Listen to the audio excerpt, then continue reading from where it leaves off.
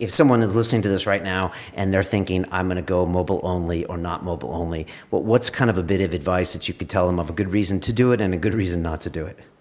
Yeah, a good reason to do it is the remarkability of it, and that you can stand out in the market. This is where the world's going. I think TripAdvisor released their earnings yesterday, and 50% of their traffic is now mobile traffic, which is pretty astounding. That's up from single digits, I think, when we started HotelTonight, low single digits when we started HotelTonight. So it's really amazing that I think that my iPhone, maybe my iPhone 8 or my iPhone 9, is going to be the only computing device I have. And it's going to connect with a larger screen, it's going to connect with a keyboard, but I'm not going to lug around a laptop and an iPhone. Right. It doesn't make any sense.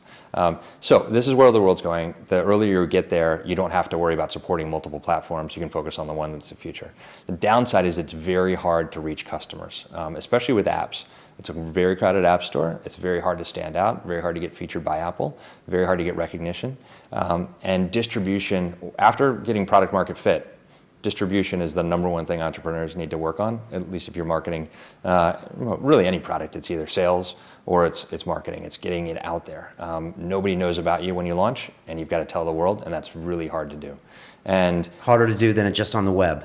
And it's hard to do in general. Right. When you're in an app store, it's even harder, right? Because you've got to download an app, you've got to put in a password. Most people only have a handful of apps, so you've got to be really, really useful, where it's an imperative where you say, this is the app that I'm going to use for all my hotel booking, or majority of my hotel booking. This is the app that I'm going to use to get around the city in the case of Uber. This is the app that I'm going to use to order food in the case of Just Eat or Grubhub in the States. So you need to be in one of those categories of frequent use if you're going to be an app. Otherwise, you can be mobile only if but more with a web presence, because that opens up more distribution opportunities. Don't miss London Real. Subscribe now.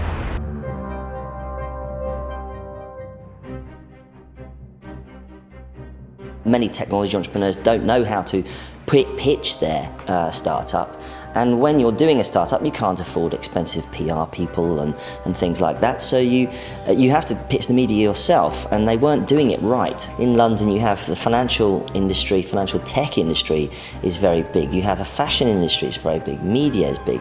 Arts, culture, you name it. So all these vertical industries are all equally big. Silicon Valley is no longer a place, it's a state of mind. So if you have that state of mind, you can do anything.